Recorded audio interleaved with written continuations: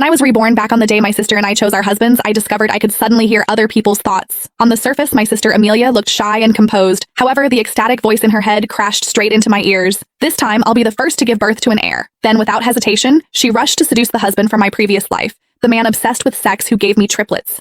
Meanwhile, the cold, untouchable man who never even glanced at her in our last life was left to me. She thought she had won. After all, choosing the man with the stronger desire should make getting pregnant easier, right? I watched her excited figure disappear into the distance and slowly smiled. Amelia, this time, you can fall into hell all by yourself. In the center of the hall, attendants carried over 2 bouquets of roses in different colors.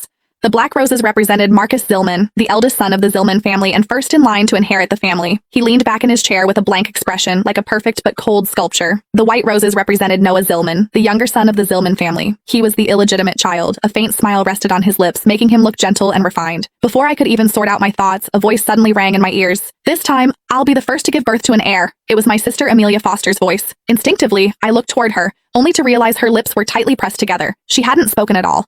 Her eyes were locked onto the bouquet of white roses like a hunter staring at prey. Just wait, I'll steal him away soon enough. Her voice sounded again. In an instant, I understood. I had been reborn. And somehow I could hear other people's thoughts. From the meaning behind Amelia's words just now, she had clearly been reborn too. Otherwise, she never would have said something like, be the first to give birth to an heir. Sure enough, the next second, she stood up and picked up the bouquet of white roses. Right in front of everyone, she shyly pressed a kiss to the roses. Then she walked straight over to Noah and handed them to him.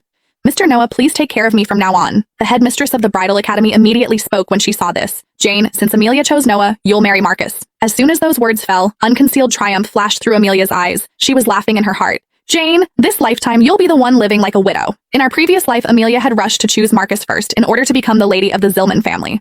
Marcus had a shark-like instinct for profit. In just a few short years, he expanded the Zillman family business across all of Europa. However, everyone knew he stayed year-round in the top-floor suite of the company building and refused to let anyone get close to him. Amelia had tried every possible method, from wearing a revealing nightgown and knocking on his door late at night, to using document delivery as an excuse to enter his study. She even sneaked into his hotel room while he was away on a business trip. Every single time, though, she was mercilessly thrown out and humiliated like a joke. Later, she never became pregnant. At a family banquet, Donna Zillman of the Zillman family publicly declared that Amelia had something wrong with her body before directly kicking her out of the family. Meanwhile, I married Noah. Everyone thought I was unlucky. An illegitimate son had no real power and wouldn't inherit much of the family fortune. But after we got married, Noah became almost obsessed with me. Every day, he stayed by my side shopping and eating with me and taking me on dates. Every late night, the sounds coming from our room made the servants blush whenever they passed by.